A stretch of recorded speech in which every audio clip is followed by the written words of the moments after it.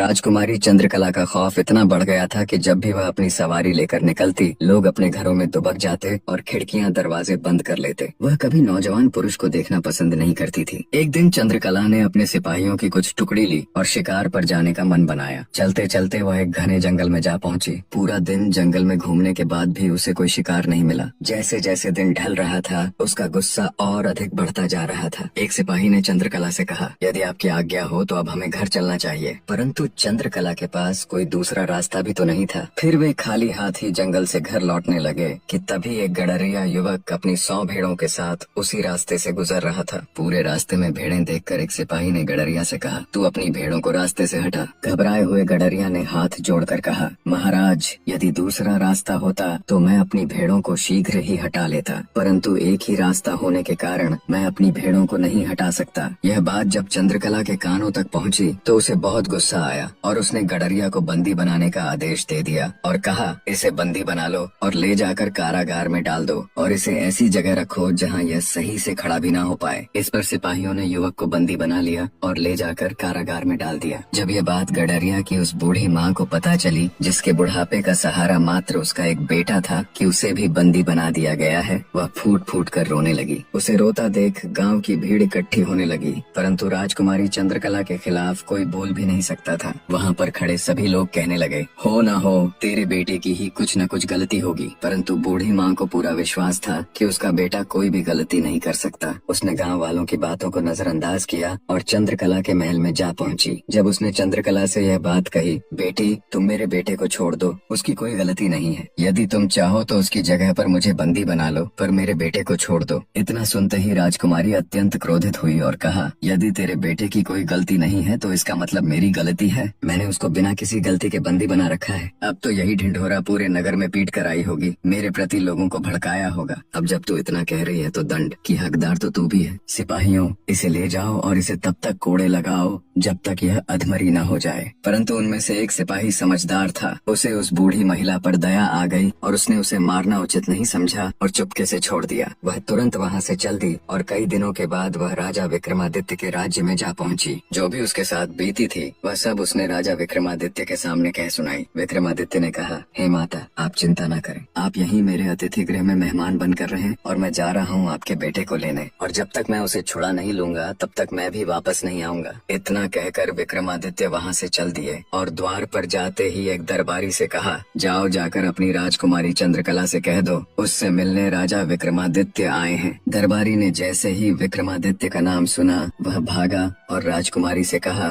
द्वार पर एक व्यक्ति आया है, वह अपने आप को राजा विक्रमादित्य बता रहा है और वह आपसे मिलना चाहता है। राजकुमारी ने कहा, भला राजा विक्रमादित्य को मुझसे क्या काम पड़ गया? ठीक है, तुम जाओ और उन्हें शीघ्र ही यहाँ लेकर आओ। दरबारी ने आकर विक्रमादित्य से कहा, महाराज, आप जा सकते हैं। जैसे ही राजा विक्रमादित्य महलों के अंदर गए, उन्होंने देखा बहुत सारे लोगों की चीखने चिल्लाने की आवाज आ रही है। वह एकदम स्तब्ध रह गए। थोड़ा आगे जाकर उन्होंने देखा हजारों की संख्या में लोग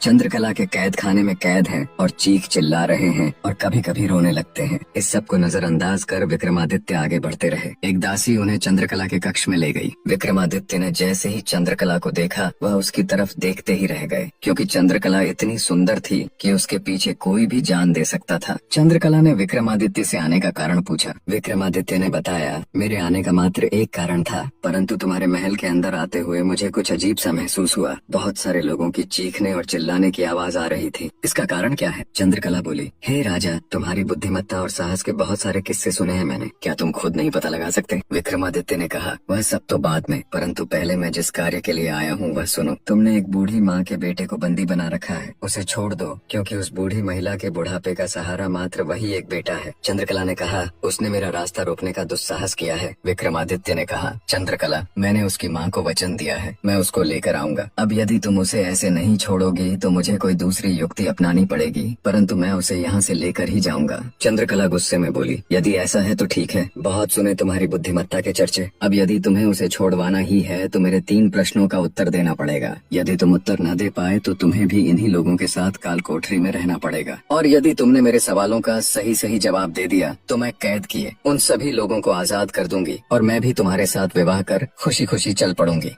विक्रमादित्य ने मुस्कुराते हुए कहा, तो ठीक है, बताओ क्या है वे तुम्हारे 3